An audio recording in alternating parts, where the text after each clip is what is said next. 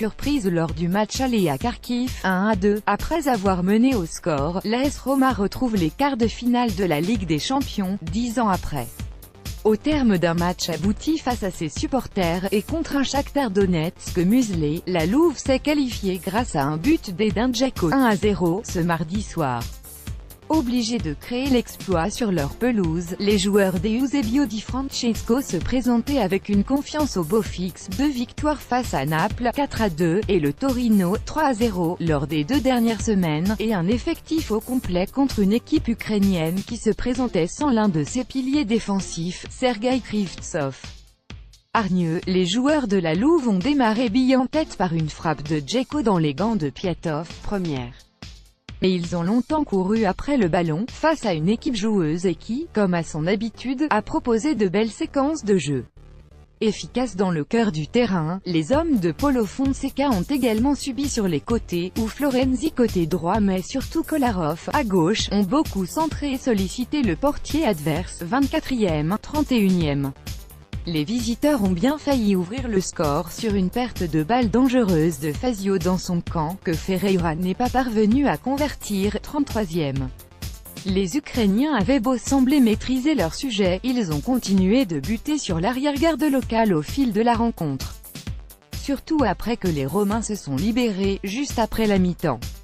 Et comme souvent cette saison, c'est l'attaquant bosnien Edin Dzeko qui a soulevé les quelques 50 000 spectateurs du stade olympique, sur une merveille de passe en profondeur de Strootman.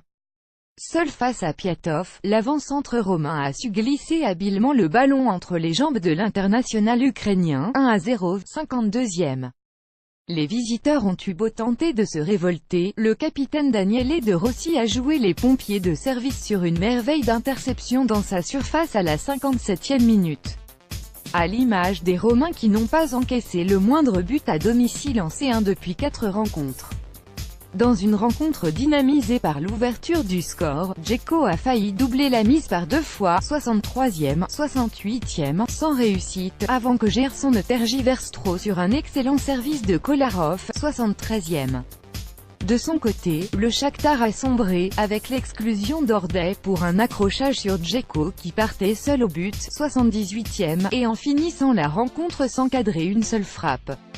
Malgré 2 derniers mouvements qui ressemblaient bien à un baroud d'honneur ukrainien dans les arrêts de jeu, 90e 3, 90e 4.